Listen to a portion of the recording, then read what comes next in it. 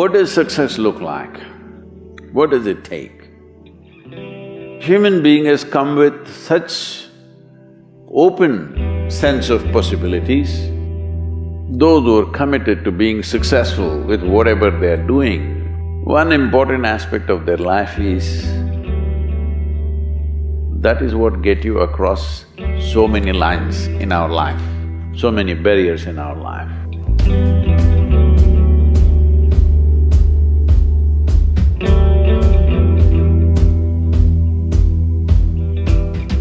This happened in your school, maybe later in your university, later in your work. It's happening to people, maybe not everyone, but to a whole lot of people. Their commitment to success is weak. They want to succeed, they will take 3 steps, then something little interesting happens here, they will go away here, they'll go away there, they'll go away there. Hey, I want to live, huh? Their commitment to success is weak. Either situations around them in some way, situations can impede you from doing what you're doing very easily. Many times it happens to everyone. But when this happens, people weaken their commitment for their success. Maybe physically, they'll feel little weak, they will weaken their commitment to success. Maybe their emotions slosh around a little bit, they will weaken their commitment to success. This is very important right now. However long it takes, this virus, you must come out of this successfully. That means you must stay alive, that's an important part. And commitment to staying alive should not be slackened, no matter what happened. Somebody very dear to us passed away, all the more important we must live. People around us are all sick, all the more important we are healthy to take care of the people around us.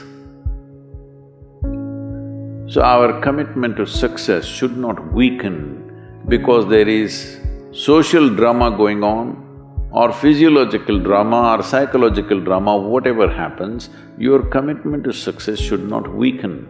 That is what get you across so many lines in our life, so many barriers in our life. So, what does success look like? What does it take? You must understand, those who made any significant achievements in their life, they did not, I don't want to take any personal examples of anybody, I'm trying to avoid obvious things that are coming to my mind. Well, I know family and friends who always have their breakfast on time. And after breakfast, of course, they must have coffee. After coffee, of course, they must light up a cigarette and sit there nicely because they're trying to become peaceful.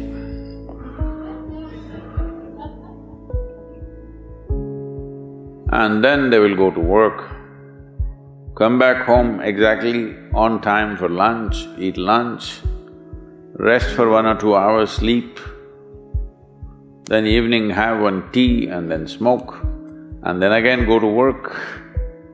And 8 o'clock, 8:30, they're back home for dinner and then maybe other things, drink and this and that and whatever. Well, that's their priority. It's fine, I'm not complaining, it should not be that way. But those who have been very successful, either in music, sport, art, business, spiritual process, doesn't matter what, those people never know when they ate, when they slept, when they got afternoon rest. I've not seen such a thing in my life. So, those who are committed to being successful with whatever they are doing, One important aspect of their life is they're not settling down wherever it's a bit comfortable. Because comfort will happen when they lower you to in the grave, very comfortable you are, you know. Have you seen how comfortable they are? Once they're dead, if you throw them there also they're comfortable, if you lower them they're comfortable, even if you burn them. Right? Yes or no? Comfort will come. Right now, it's about ensuring that there is profoundness of experience and there is impactfulness of activity. Because if they had given you a limitless amount of time, you could do all those things, nothing wrong, I'm not against them. But they gave you such little time with such tremendous potential of being human, that's the problem. If creation had made you like an earthworm, I'm not saying there's anything wrong with an earthworm, it is just that it's a unipolar potential, it can only do that much. An earthworm is not thinking of climbing a tree because it knows it'll be picked up by the birds, it never has such aspirations. It just wants to recycle the earth. You know, it is beneficial to so many other lives, including us, but its objective is very clear, to eat and to reproduce and to die. Very clear objectives. That purpose to fulfill, he strives. I don't think he sleeps in the afternoon. I don't think so because many afternoons I've seen earthworms, they were all vigorously active. But a human being came with too many potentials. Because of that, it needs a certain level of striving for a human being to forget about the world, to consider yourself successful. If your idea of success is you're doing little better than your neighbor, I call that sickness, that is not success.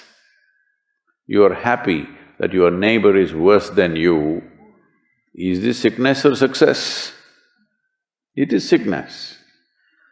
But in some way you feel fulfilled with what you're doing, let's consider that as success for now. It doesn't matter whether you're better than somebody or worse than somebody, that question should not even come up in your mind. But in some way you feel you're using yourself fully and there's a certain sense of fulfillment in your activity. Well, if you're capable of just closing your eyes and simply sitting without any activity, that's fantastic. But you cannot do that. You cannot do that right now in the states that you are. You can't simply close your eyes and become still. Instead of being busy, you will become preoccupied. That doesn't mean you're improving, that means you're regressing in some way. The problem about this success is people always making judgments, I did this, I did that, maybe this didn't work, maybe this is a mistake, that's a mistake. There's no such thing in life. See, at one time you were a monkey, all right? This is not me, this is that Englishman, you know? Charles Darwin said, you were all monkeys. At one time you were a monkey, just a brief while ago.